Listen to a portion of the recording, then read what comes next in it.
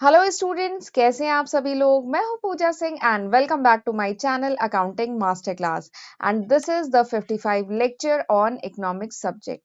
And आज के lecture से हम स्टार्ट करने जा रहे हैं एक नया topic that is aggregate demand and aggregate supply और उसके रिलेटेड कॉन्सेप्ट। बहुत ही इजी और इंटरेस्टिंग टॉपिक है ये। और अगर कॉम्पिटेटिव एग्जाम की बात करूं तो कॉम्पिटेटिव एग्जाम में भी इस टॉपिक से बहुत क्वेश्चन आते हैं। जब मैंने 1000 एमसीक्यू कराई थी तो उसमें मैंने जब इकोनॉमिक्स के 100 क्वेश्चन डिस्कस किए हैं तो वहां पे मैंने कंजप्शन फंक्शन और सेविंग फंक्शन से बहुत क्वेश्चन थे वहां पे। तो वो इसी टॉपिक से है, aggregate demand and aggregate supply. ठीक है, तो ध्यान से समझिएगा इस टॉपिक को। और मैं कोशिश करूंगी कि ये जो पूरा टॉपिक है aggregate demand and aggregate supply, basically AD and AS का जो पूरा टॉपिक है, इसको हम 4 से 5 लेक्चर में फिनिश करते हैं। तो चलिए फिर देखते हैं कि आज के लेक्चर में हम क्या डिस्कस करेंगे। तो आज के लेक्चर में हम सबसे पहले देखेंगे कि एग्रीगेट डिमांड क्या होती है, एग्रीगेट डिमांड का शेड्यूल क्या होता है, एडी कर्व क्या होता है, और उसके बाद हम समझेंगे कंपोनेंट ऑफ एडी, ये जो एग्रीगेट डिमांड के कंपोनेंट कौन से होते हैं। तो कौन कौन से कंपोनेंट होते हैं इन अ क्लोज्ड इकोनॉमी और कौन से कंपोनेंट होते हैं इन अ ओपन इकोनॉमी, तो ये दोनों ही हम समझेंगे। उसके बाद आपको बताऊंगी एग्रीगेट सप्लाई क्या होती है। तो हम सप्लाई शेड्यूल समझेंगे, एग्रीगेट सप्लाई शेड्यूल समझेंगे और सप्लाई कर्व समझेंगे। तो ये सारे ही टॉपिक हम आज के लेक्चर में डिस्कस करेंगे, राइट।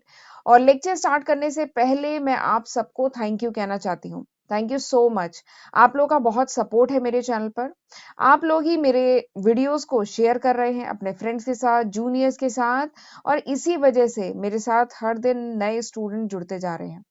और मेरा जो पर्पस है इस educational channel accounting master class को स्टार्ट करने का, कि मैं ज़्यादा से ज़्यादा स्टूडेंट्स को पढ़ा पाऊँ, एजुकेट कर पाऊँ, कुछ वैल्यू ऐड कर पाऊँ, वो फुलफिल हो पा रहा है।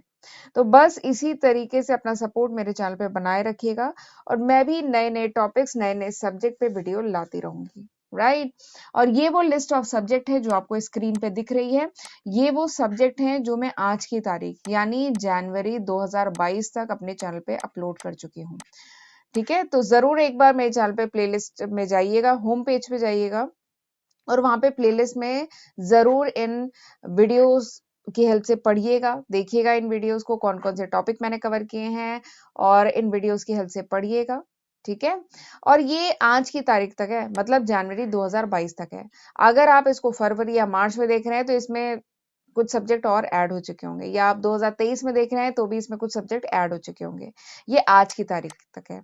आज की तारीख तक मैं 300 से भी ज़्यादा वीडियो लेक्चर्स अपने चैनल पे अपलोड कर चुकी हूँ, तो मेरा बस यही कहना है कि इसका फ़ायदा उठाइए, ठीक है? इसकी हेल्प से पढ़िए, अगर आप मेरे चैनल पे फर्स्ट टाइम आए हैं तो, ठीक है?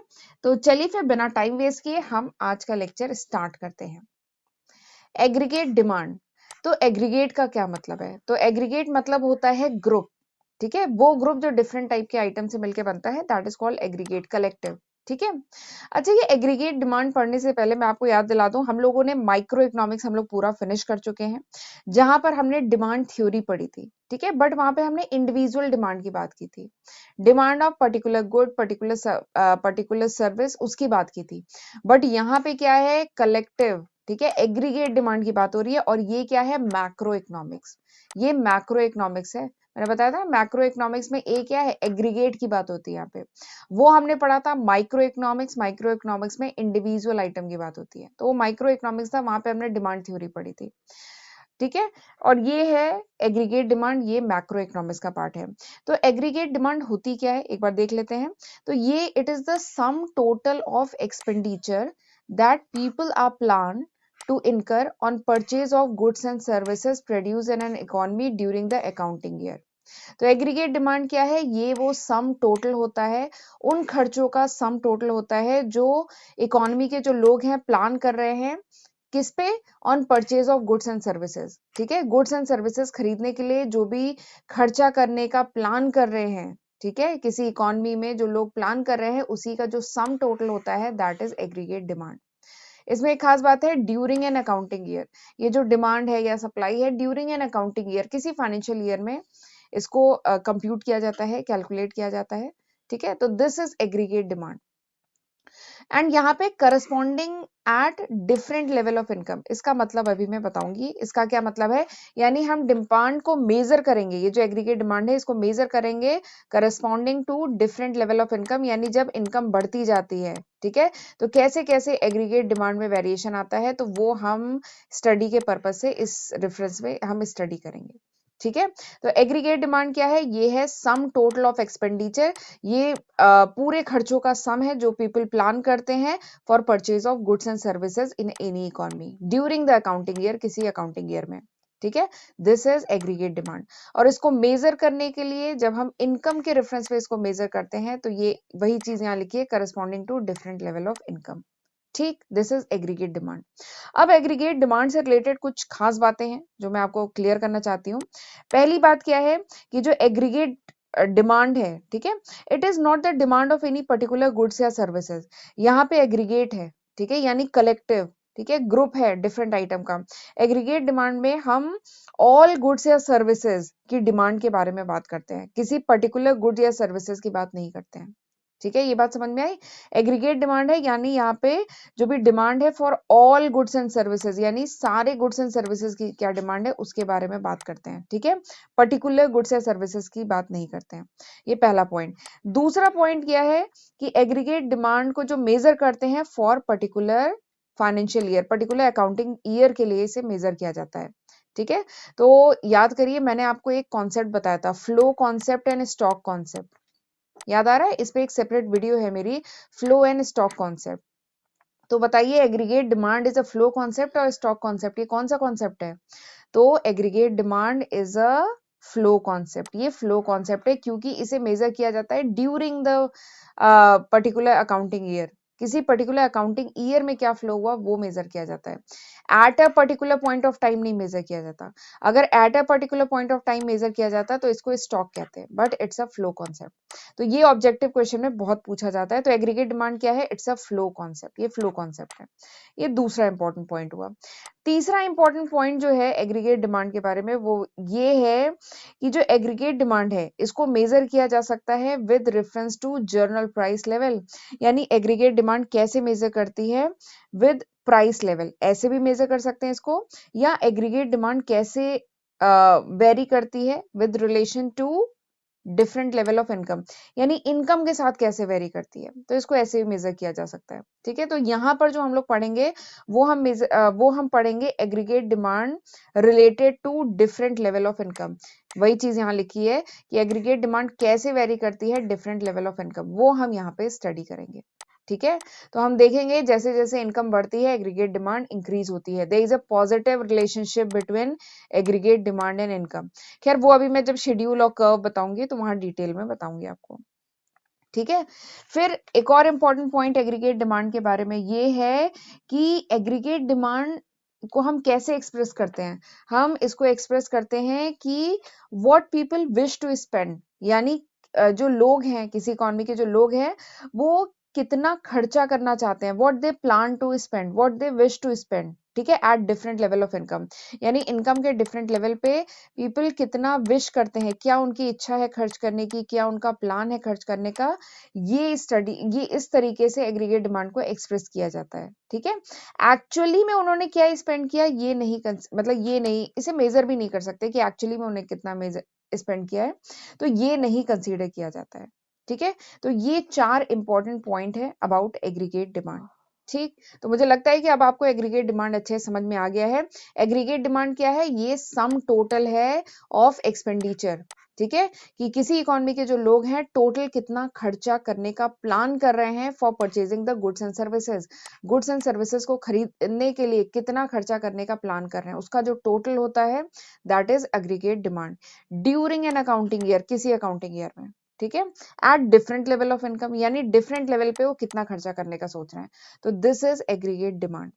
अब एग्रीगेट डिमांड का अगर बिहेवियर की बात करें तो इसके बिहेवियर को अगर समझना है तो हमें एग्रीगेट डिमांड शेड्यूल बनाना होगा। अच्छा देखिए यहाँ पे एडी एंड एई मैंने लिखा है, एडी मतलब एग्रीगेट डिमांड और एई मतलब एग्रीगेट एक्सपेंडिचर। तो देखिए एग्रीगेट डिमांड ही तो एग्रीगेट एक्सपेंडिचर है, ठीक है, जितनी डिमांड होगी उतना खर्चा करेंगे, ठीक है। तो इसको हम एडी के साथ ऑब्लिक में आपको एई भी मिल जाएगा, एई मतलब एग्रीगेट एक्सपेंडिचर, ठीक। अब जरा देखते हैं एडी शेड्यूल क्या है। एडी मतलब एग्रीगेट डिमांड। अच्छा, एडी मतलब अमेरिकन डायमंड मत समझिएगा, इट्स एग्रीगेट डिमांड। ठीक, तो एग्रीगेट डिमांड शेड्यूल क्या है? शेड्यूल मतलब होता है टेबल, एक टैबुलर प्रेजेंटेशन जिसमें हम दो वेरिएबल का रिलेशनशिप शो करते हैं। ठीक है, तो दिस इज शेड्यूल।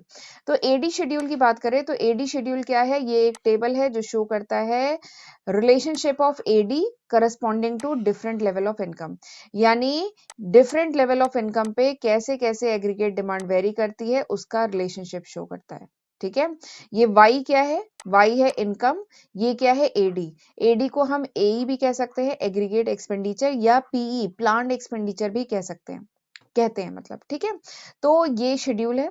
तो देखिए 0 पे 30, जब इनकम 0 है तो एग्रीगेट डिमांड है 30, जब इनकम 20 है तो एग्रीगेट डिमांड 35, इनकम 40 हुई तो एग्रीगेट डिमांड 40। ठीक है, फिर इनकम 60 हुई तो एग्रीगेट डिमांड 45, फिर इनकम 80 हुई तो एग्रीगेट डिमांड 50। तो ये एक टेबल बनाई है। ठीक है, आपने ये टेबल देख ली तो आप देखेंगे there is a positive relationship, यहाँ पे पॉजिटिव रिलेशनशिप है इनकम और एग्रीगेट डिमांड के बीच में। जैसे जैसे इनकम बढ़ती जा रही है एग्रीगेट डिमांड भी बढ़ती जा रही है। ठीक है, तो ये इस टेबल से पहला इंटरप्रिटेशन है जो आपको समझ में आया। दूसरा इंटरप्रिटेशन, इस टेबल को देख के दूसरा इंटरप्रिटेशन आपको क्या समझ में आ रहा है कि देखिए यहाँ पे पहला अगर हम ये रो देखें तो आप देखिए income is 0 but aggregate demand is 30। Income 0 है लेकिन एग्रीगेट डिमांड 30 है। इसका मतलब क्या है? There is always some aggregate demand even when income is 0। भले ही इनकम 0 हो पर फिर भी हमेशा कुछ ना कुछ डिमांड होती ही होती है। ठीक है, यानी जो लोग हैं वो कुछ ना कुछ खर्चा करेंगे ही टू बाय सम गुड्स या सर्विसेज फॉर देयर सर्वाइवल, यानी हम अपने सर्वाइवल के लिए, अपनी बेसिक नीड को फुलफिल करने के लिए कुछ ना कुछ खर्चा करेंगे ही। ठीक है, भले ही इनकम 0 हो। ठीक है, तो ये और फिर इस खर्चे को हम कहाँ से फुलफिल करेंगे? हम चाहे बोरो लें, चाहे हमारी जो पहले की सेविंग्स है उसको यूज करें, बट इनकम भले ही 0 है but still we buy the goods and services. तो वही इसका इंटरप्रिटेशन है कि इनकम देखिए यहाँ पे 0 है पर फिर भी एग्रीगेट डिमांड क्या है? 30। तो this is the second interpretation. तीसरा जो इंटरप्रिटेशन है इस टेबल को देख के जो हमें समझ में आ रहा है वो ये है। देखिए आप यहाँ पे इनकम बढ़ रही है, ठीक है, एग्रीगेट डिमांड बढ़ रही है। फिर इस लेवल पे देखिए 40 पे इनकम और एग्रीगेट डिमांड दोनों बराबर हो गई है। ठीक है, बट इसके आगे की अगर हम बात करें तो देखिए इनकम ज्यादा तेजी से बढ़ रही है और एग्रीगेट डिमांड क्या कर रही है? लैग कर रही है बिहाइंड वाई। ठीक है, इस लेवल के बाद, ये 40 वाले लेवल के बाद आप देखिए कि इनकम तेजी से बढ़ रही है। तेजी क्या? 2020 का ये इंटरवल है, इसमें इनकम बढ़ रही है लेकिन जो एग्रीगेट डिमांड है वो लैग कर रही है behind Y. Aggregate demand lag कर रही है, वो पीछे है, वाई से, इनकम से पीछे है। इसका मतलब क्या होता है? At higher level of income. देखिए जब इनकम कम होती है तो इंसान तो अपनी बेसिक नीड ही फुलफिल करता है। फिर 40-40 बराबर है, इसका मतलब क्या है? वो जो पर्सन है उसकी 40 इनकम है, ठीक है, और 40 एग्रीगेट डिमांड है। वो पर्सन नहीं, कलेक्टिव यहाँ पे बात हो रही है। 40 इनकम है और 40 एग्रीगेट डिमांड है। बट इस लेवल के ऊपर क्या हो रहा है? इनकम बढ़ रही है लेकिन डिमांड, एग्रीगेट डिमांड उस स्पीड से नहीं बढ़ रही है, वो लैग कर रही है। इसका मतलब क्या है? At higher level of income people start saving. लोग जो है सेव करना शुरू करते हैं। वो जो भी उनकी एग्रीगेट डिमांड है उसका पूरा पोर्शन कंज्यूम नहीं करते हैं, वो सेव करना शुरू करते हैं। ठीक है, क्योंकि देखिए पूरा का पूरा जितनी इनकम है पूरा तो आप खर्चा कर नहीं देंगे। जब तक इनकम कम है तब तक तो चलिए बेसिक नीड फुलफिल करनी है। अगर इनकम 10,000 है तो चलिए बेसिक नीड फुलफिल करनी है। इनकम 20,000 है तो चलिए फिर भी बेसिक नीड फुलफिल करनी है। बट जब इनकम 50,000 हो जाएगी, जब इनकम 80,000 हो जाएगी, 1 लाख हो जाएगी, तो बेसिक नीड्स जो हमारी हैं, ठीक है, वो तो फुलफिल हो जाएंगी। तो उसके बाद जो बचा हुआ पोर्शन है वो क्या होगा? सेव होगा। अगर इनकम 1 लाख है, ठीक है, तो आपने अपनी बेसिक नीड जो है 30,000 में फुलफिल कर ली, तो ये जो बचा हुआ 70,000 है ये कहाँ जाएगा? ये सेविंग में जाएगा। तो इसीलिए जब इनकम बढ़ती है at higher level of income पे एग्रीगेट डिमांड क्या होती है? लैग करती है बिहाइंड वाई। वाई मतलब इनकम से लैग करती है। ठीक है, तो ये 3 इंटरप्रिटेशन है जो हमें एडी शेड्यूल देख के समझ में आ रहा है। तो अब मैं इसी एडी शेड्यूल का अगर मैं ग्राफ प्लॉट करूं, ठीक है, तो एडी कर्व बन जाएगा। तो एडी कर्व क्या है? ये एक डायग्रामेटिकल प्रेजेंटेशन है, ठीक है, जिसमें हम शो करते हैं रिलेशनशिप ऑफ वाई, यानी इनकम का एडी के साथ रिलेशनशिप शो करते हैं, ग्राफ में शो करते हैं। ठीक है। तो हमने ग्राफ प्लॉट किया है, एक्स एक्सिस पे हमने इनकम को प्लॉट किया है, वाई एक्सिस पे हमने एडी और एई को प्लॉट किया है। तो जब आप ग्राफ प्लॉट करेंगे तो देखिए वाई क्या है, वाई को प्लॉट करिए जीरो पे जीरो, ठीक है। ये लेवल है 20 का, फिर 40 का, फिर 60 का, 80 का। तो जब आप वाई को प्लॉट करेंगे तो देखेंगे ऐसी स्ट्रेट लाइन बनेगी और ये बनाएगी 45 डिग्री फ्रॉम एक्स एक्सिस, ठीक है। ये खास बात है। ये जो वाई जो इनकम है, क्योंकि इनकम आपने एक्स एक्सिस पे शो किया है, तो इसका जो ग्राफ बनेगा इनकम का, वाई जो कर्व है इसका जो ग्राफ बनेगा, this makes 45 degree with x axis, ये एक्स एक्सिस से 45 डिग्री बनाएगी, ठीक है। ये आपने बना दिया। दूसरा क्या है, एडी। एडी का जब आप कर्व बनाएंगे तो देखेंगे 0 पे 30 यानी ये, फिर 20 पे 35 यानी यहाँ पे, फिर 40 पे 40 यानी यहाँ पे, फिर 60 पे 45 यानी यहाँ पे, और ऐसे करके जब आप ग्राफ प्लॉट करेंगे तो एडी की लाइन कुछ ऐसे आएगी, ठीक। अब आप देखिए एडी की लाइन से यहाँ पे क्या हो रहा है, इस एरिया में क्या है, इस एरिया में एडी ज्यादा है, इनकम कम है। इस एरिया में क्या है, एडी ज्यादा है, इनकम कम है, यानी एग्रीगेट डिमांड ज्यादा है, इनकम कम है, ठीक है, इस एरिया में। फिर इस पॉइंट पे क्या है, जितनी एग्रीगेट डिमांड है उतनी इनकम है। फिर इस एरिया में क्या हुआ है, इनकम ज्यादा है और एग्रीगेट डिमांड कम है। तो इसका मतलब क्या है, इस एरिया में सेविंग शुरू हो गई है। यहाँ पे अब इनकम ज्यादा हो गई है, 1 लाख हो गई है, 2 लाख हो गई है, और एग्रीगेट डिमांड कम है, ठीक है। तो पीपल स्टार्ट सेविंग, जो लोग हैं वो अब सेव करना शुरू कर दिए। तो दिस इज द इंटरप्रिटेशन, और इस पॉइंट पे क्या है, दोनों बराबर हैं, ठीक है। ये बात समझ में आई। और यहाँ पे देखिए जीरो पे क्या है, इनकम यहाँ पे जीरो है बट एग्रीगेट डिमांड क्या है, 30 है। इसका मतलब क्या है, there is always some minimum level of AD, यानी एडी हमेशा कुछ मिनिमम लेवल होता ही है, एग्रीगेट डिमांड हमेशा होती है, भले ही चाहे इनकम जीरो हो। तो उसी को हमने ग्राफ से शो किया है, ठीक है। ये समझ में आया है, ग्राफ बहुत आसान है, उसी टेबल को, ये जो टेबल थी इसको ग्राफ में शो किया है। तो आपको समझ में आ रहा होगा, यहाँ पे देखिए जो ग्राफ बन रहा है उसका कैसा ग्राफ बन रहा है, इट इज अपवर्ड स्लोपिंग। ये जो ग्राफ है अपवर्ड स्लोपिंग बन रहा है ना, ठीक है। तो ये शो कर रहा है कि there is positive relationship, positive relationship है। अच्छा ये ग्राफ मैंने कुछ ज्यादा ही ऐसे फ्लैट बना दिया है, ठीक है। एक्चुअली प्रॉपर स्केल से मेजर करके मैंने नहीं बनाया, ये कुछ ऐसे करके बनेगा, ठीक है। तो ये शो करता है it there is a positive relationship between AD and Y, AD और वाई के बीच में पॉजिटिव रिलेशनशिप है, ठीक है। चलिए आगे बढ़ते हैं। अब मैं आपको बताती हूँ कंपोनेंट ऑफ एडी, एडी के कंपोनेंट क्या है, ठीक है। तो एडी के कंपोनेंट की अगर हम बात करें तो इसकी स्टडी हम दो केसेस में पढ़ेंगे, दो रेफरेंस में इसकी स्टडी करेंगे, close economy and open economy, ठीक है। वैसे मेरा एक सेपरेट वीडियो है जहां पे मैंने सेक्टर्स ऑफ इकोनॉमी डिस्कस किए हैं। तो 4 सेक्टर्स होते हैं इकोनॉमी में, ठीक है, 4 सेक्टर होते हैं इकोनॉमी में, डिटेल में आपको वहां पे पढ़ने को मिलेगा। अभी यहाँ पे जितने काम की बातें हैं वो मैं बताती हूँ। तो कंपोनेंट ऑफ एडी की बात करें तो ये हमें दो रेफरेंस पे स्टडी करना है, एक क्लोज इकोनॉमी के रेफरेंस में, एक ओपन इकोनॉमी के रेफरेंस में। तो क्लोज इकोनॉमी में टू सेक्टर इकोनॉमी भी हो सकती है, 3 सेक्टर इकोनॉमी भी हो सकती है। तो टू सेक्टर इकोनॉमी है, क्लोज इकोनॉमी में अगर टू सेक्टर इकोनॉमी है तो उस केस में कौन कौन से सेक्टर्स होंगे, एक होगा हाउस होल्ड और एक होगा प्रोड्यूसर। अगर टू सेक्टर इकोनॉमी है तो कौन कौन से सेक्टर होंगे, हाउस होल्ड एंड प्रोड्यूसर, कोई गवर्नमेंट सेक्टर नहीं होगा, ठीक है। तो उस केस में जो हाउस होल्ड है वो जब गुड्स को परचेज करता है फॉर कंजप्शन पर्पस, तो उसको कहा जाता है कंजप्शन एक्सपेंडिचर, सी, ठीक है। फिर से रिपीट कर रही हूँ, ये जो हाउस होल्ड है, टू सेक्टर इकोनॉमी में दो सेक्टर्स होते हैं, एक होता है हाउस होल्ड और एक होता है प्रोड्यूसर, ठीक है। यहाँ कोई गवर्नमेंट नहीं होता है। तो जब हाउस होल्ड गुड्स को प्रोड्यूस करता है कंजप्शन पर्पस के लिए तो उसको कहा जाता है हाउस होल्ड कंजप्शन एक्सपेंडिचर, ठीक है। और जब प्रोड्यूसर गुड्स को परचेज करता है फॉर इन्वेस्टमेंट पर्पस तो उसको कहा जाता है प्रोड्यूसर इन्वेस्टमेंट एक्सपेंडिचर। तो अगर हम कंपोनेंट की बात करें एडी के कंपोनेंट की, तो टू सेक्टर इकोनॉमी में एडी के कंपोनेंट क्या होते हैं, सी प्लस आई, जहां सी क्या है, सी है हाउस होल्ड कंजप्शन एक्सपेंडिचर और आई क्या है, प्रोड्यूसर इन्वेस्टमेंट एक्सपेंडिचर, इसीलिए इसे आई से रिप्रेजेंट कर रहे हैं, ठीक है। तो टू सेक्टर इकोनॉमी में this is the component of AD, right. और थ्री सेक्टर इकोनॉमी में बात करें तो थ्री सेक्टर इकोनॉमी में 3 सेक्टर्स होते हैं, हाउस होल्ड, प्रोड्यूसर तो होगा ही, साथ में गवर्नमेंट भी होती है। तो थ्री सेक्टर इकोनॉमी में ये 3 सेक्टर्स होते हैं, ठीक।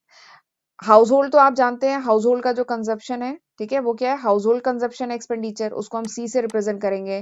प्रोड्यूसर जो खर्चा कर रहा है उसको हम कहते हैं प्रोड्यूसर इन्वेस्टमेंट एक्सपेंडिचर, उसको आई से रिप्रेजेंट करेंगे। अब जो गवर्नमेंट जो एक्सपेंडिचर कर रही है, गवर्नमेंट जो एक्सपेंडिचर कर रही है उसको हम कहते हैं कलेक्टिव कंजप्शन एक्सपेंडिचर, ठीक है।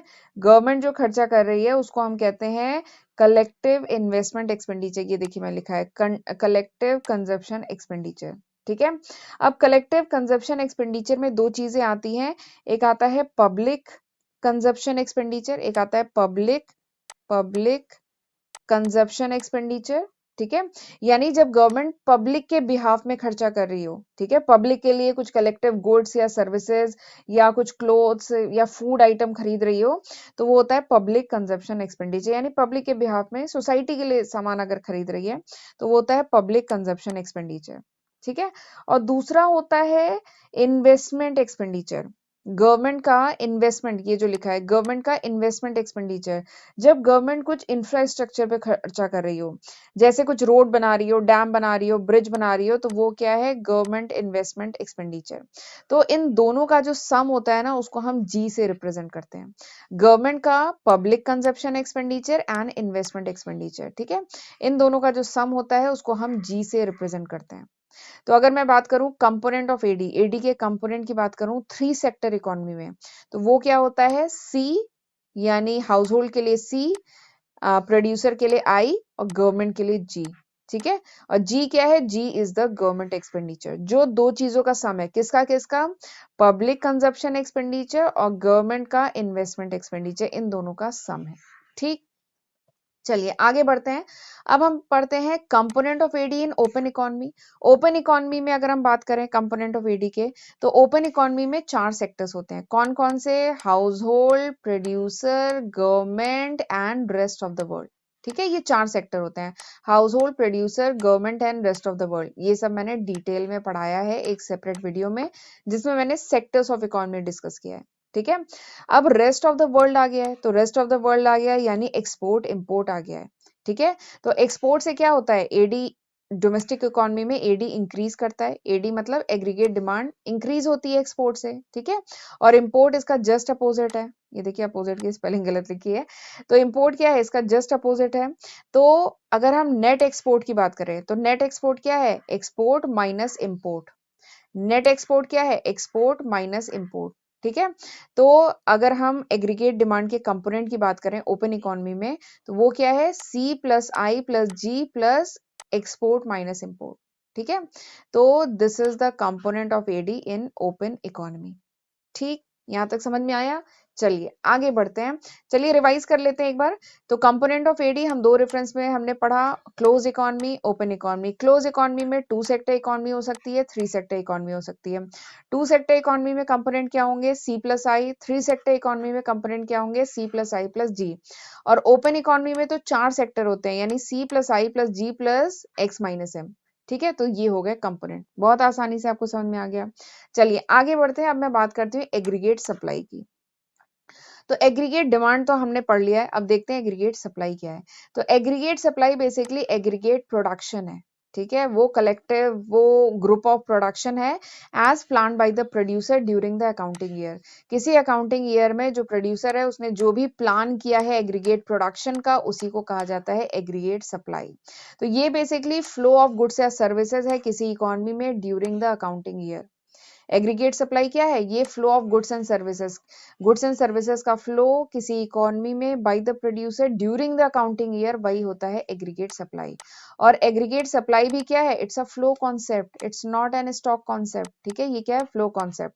ऑब्जेक्टिव क्वेश्चन के हिसाब से याद रखिएगा, क्योंकि ये पूछा जाता है एमसीक्यूज में बहुत, ठीक है। तो एग्रीगेट सप्लाई तो समझ में आ गया। अब जब मैंने आपको नेशनल इनकम पढ़ाया था, नेशनल इनकम हम पूरा टॉपिक फिनिश कर चुके हैं। तो नेशनल इनकम जब पढ़ाया था तो मैंने वहां पे बताया था कि प्रोडक्शन मतलब क्या है, प्रोडक्शन मतलब वैल्यू एडिशन, ठीक है। Value addition is production.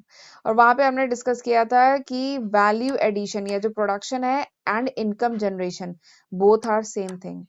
Circular flow of income जब पढ़ाया था, circular flow of income, national income, तब वहां पे ये सब मैंने डिटेल में समझाया था क्यों होता है।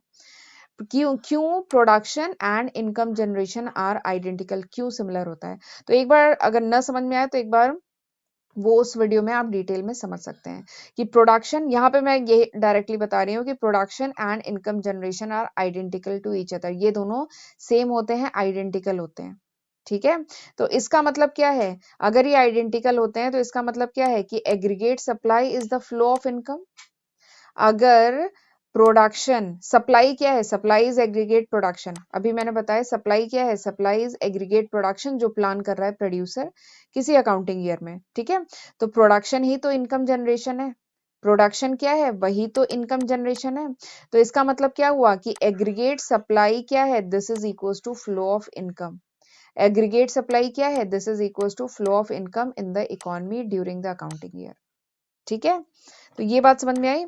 अब एक और खास बात, जैसे एग्रीगेट डिमांड में था वैसे ही एग्रीगेट सप्लाई में है कि एग्रीगेट सप्लाई क्या है? This is plan production, desired production. ये एक्चुअल प्रोडक्शन नहीं है, ठीक है, ये प्लान प्रोडक्शन है। ठीक, अब जरा इसके शेड्यूल और कर्व की अगर हम बात करें तो एएस का शेड्यूल की अगर हम बात करें तो ये एएस शेड्यूल क्या है? शेड्यूल मतलब होता है टेबल। ठीक है, तो ये क्या है? एक टैबुलर प्रेजेंटेशन जिससे हम बिहेवियर की स्टडी कर सकते हैं कि एग्रीगेट सप्लाई का क्या बिहेवियर है at different level of Y. Y मतलब income, at different level of income aggregate supply कैसे वेरी करती है। तो आप देखेंगे कि अभी तो मैंने बताया कि AS is same as Y. AS ही तो वाई है, एग्रीगेट सप्लाई ही तो इनकम जनरेशन है, इनकम जनरेटेड है। ठीक है, तो यानी इसका जो ग्राफ बनेगा, इनकम का तो वही लेवल है, 0, 20, 40, 60, 80, 100 और 120, जो मैंने एग्रीगेट डिमांड में लिया था वही लेवल है। ठीक है, और एग्रीगेट सप्लाई क्योंकि वाई के बराबर है तो एग्रीगेट सप्लाई का ग्राफ भी तो यही होगा, इसका भी तो टेबल यही होगा, 0, 20, 40, 60, 80, 100, 120, यही तो होगा। ठीक है, तो this is the aggregate supply schedule. और अगर मैं इसके कर्व की बात करूं तो इसका कर्व कैसे बनेगा?